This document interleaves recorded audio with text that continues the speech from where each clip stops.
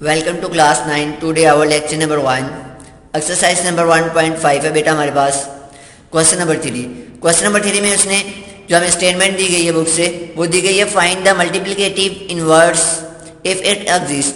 अब उसने जो वर्ड बोला है इफ इट एग्जिस्ट, ये इसलिए बोला है कि अगर हमारे पास हम मल्टीप्लिकेटिव इनवर्स उसी मैट्रिक्स का ही फाइंड कर सकते हैं जिसका जो डिटर्मिनेंट है वो हमारे पास नॉन सिंगुलर आए। इट्स मीन उसका determinant 4, 6 any non zero digit आए। अगर हमारे पास किसी भी मैट्रिक्स का डिटर्मिनेंट 0 आ जाए तो हम उसका मल्टीप्लिकेटिव इनवर्स फाइंड नहीं कर सकते। तो अब हम चलते हैं अपने क्वेश्चन की तरफ। क्वेश्चन नंबर 3 में हमें जो ए पार्ट दिया गया है उसमें ए मैट्रिक्स हमें दिया गया है -1 3 2 0। हमने इसका इन्वर्स फाइंड करना है तो मैं लिखूंगा ए इन्वर्स के लिए बेटा फार्मूला होता है हमारे पास अर्जॉइंड ए ओवर ए का डिटर्मिनेंट। इसको मैंने इक्वेशन 1 का नाम दे दिया। अब सबसे पहले मैं अर्जॉइंड ए का डिटर्मिनेंट फाइंड करूंगा। ए का डिटर्मिनेंट फाइंड करने के लिए पहले ए जो मैट्रिक्स है उसको स्ट्रेट लाइन में लिखते हैं -1 3 2 0। अब इसका डिटर्मिनेंट फाइंड करने के लिए सबसे पहले हम डायगोनल एंट्रीज, ये डायगोनल एंट्रीज होती हैं हमारे पास, इनको मल्टीप्लाई करेंगे -1 multiply by 0 minus into 3 multiply by 2। इनको जब हमने मल्टीप्लाई किया तो हमारे पास जो ए का डिटर्मिनेंट है -1 को 0 से मल्टीप्लाई किया 0 आ गया, -3 को 2 से मल्टीप्लाई किया -3 2 हमारे पास 6 आ गया। तो जो हमारे पास ए का डिटर्मिनेंट आया वो हमारे पास आया -6। इट्स का मतलब ए का डिटर्मिनेंट हमारे पास आया -6, ये नॉन सिंगुलर है तो इसका हम मल्टीप्लिकेटिव इनवर्स फाइंड कर सकते हैं। अब हम अर्जॉइंड ए फाइंड करेंगे। अर्जॉइंड ए हमने क्वेश्चन नंबर 2 में नहीं पढ़ा, लेकिन यहाँ पे अर्जॉइंड ए कहते किसे हैं। अब अर्जॉइंड ए का मतलब ये होता है कि हमारे पास जो ए मैट्रिक्स है इसकी ये वाली एंट्रीज को मैं बार बार बता रहा हूं, इसको हम डायगोनल एंट्रीज कहते हैं। इस एंट्रीज को हम डायगोनल एंट्रीज कहते हैं। तो जब भी किसी भी मैट्रिक्स का हम अर्जॉइंड लें तो अर्जॉइंड लेने से पहले हम लिखेंगे अर्जॉइंड ए और जो हमारे पास डायगोनल्स एंट्री हैं उनकी हम जगह चेंज कर देंगे।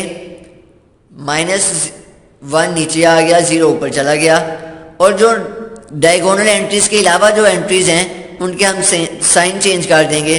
3 हमारे पास प्लस क्या -3, 2 हमारे पास प्लस क्या है तो -2।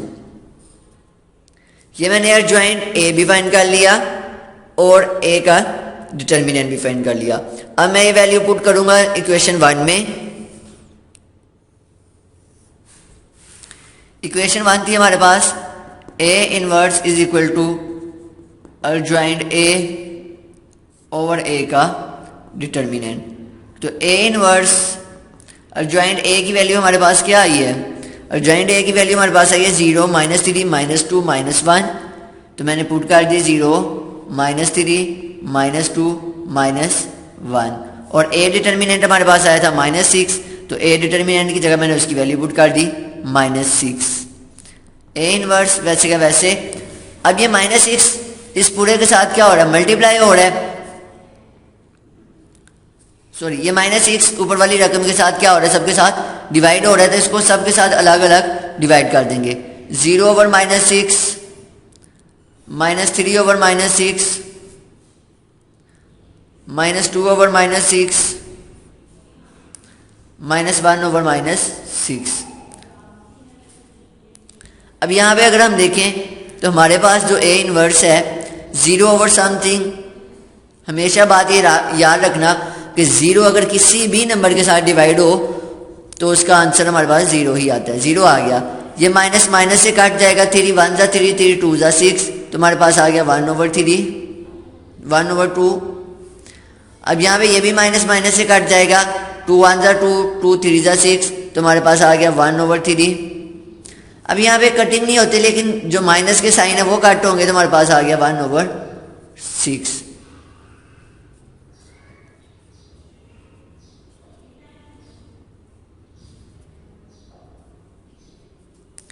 तो ये हमारे पास बेटा क्वेश्चन नंबर 1 का आंसर है। ये आपने अपनी नोटबुक पे नोट भी कर लेना है।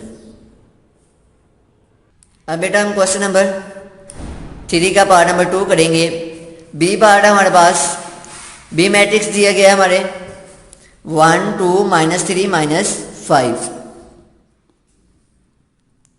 तो इसका भी इन्वर्स फाइंड करेंगे। मैं लिखूंगा B inverse is equal to adjoint B over B का डिटर्मिनेंट। अब सबसे पहले मैं बी का डिटर्मिनेंट फाइंड करूंगा। बी का डिटर्मिनेंट फाइंड करने के लिए सबसे पहले जो बी मैट्रिक्स है उसको स्ट्रेट लाइन में शो करते हैं हम 1 2 -3 -5। पहले डायगोनल एंट्रीज को मल्टीप्लाई 1 मल्टीप्लाई बाय -5 माइनस का साइन, फिर दूसरी जो एंट्रीज होंगी उनको -3 multiply by 2।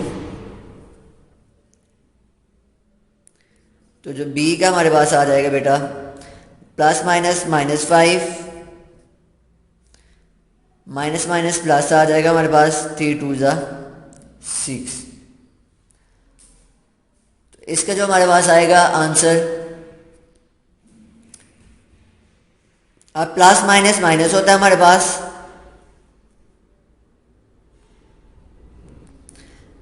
Plus minus minus होता है साइन बड़ी रकम का। तो 6 में से 5 माइनस करेंगे तो 1, और 1 के साथ प्लस लिखने की ज़रूरत नहीं है। अब उसके बाद हमने एडजॉइंट बी फाइंड करना है। तो मैं यहाँ पे लिखूंगा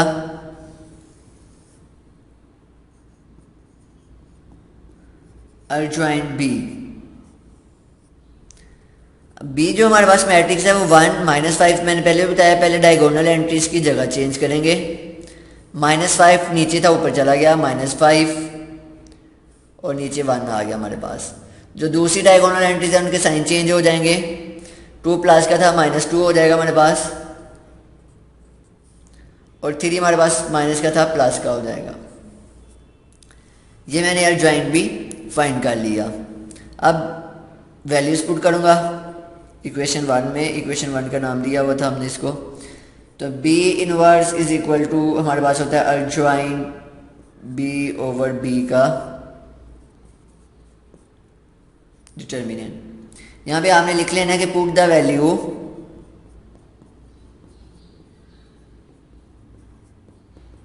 इन इक्वेशन 1।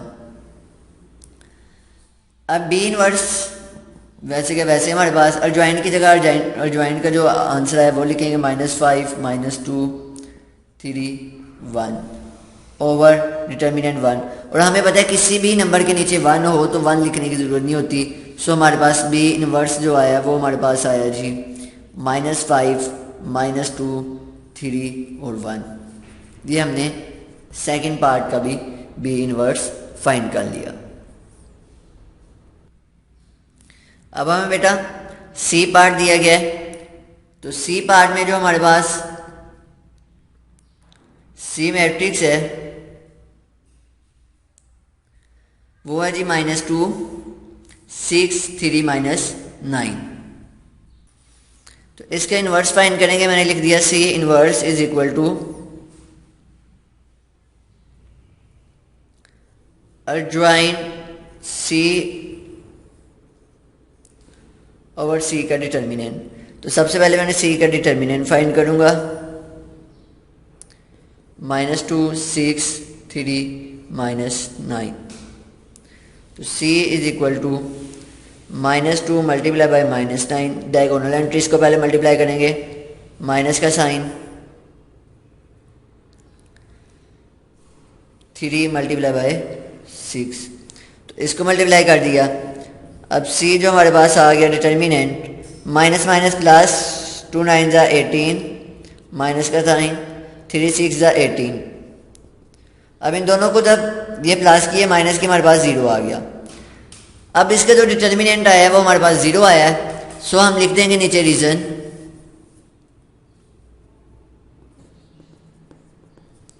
मैंने आपको पहले भी बताया था कि हमारे पास किसी भी मैट्रिक्स का अगर डिटर्मिनेंट 0 आता है तो उसको हम सिंगुलर मैट्रिक्स कहते हैं। तो और सिंगुलर मैट्रिक्स का मल्टीप्लिकेटिव इन्वर्स फाइंड नहीं हो सकता। तो ये बेटा हमने 3 पार्ट कर लिए, ये आपने अपनी कॉपी पे नोट करनी है और अच्छी तरह इनकी प्रैक्टिस करनी है।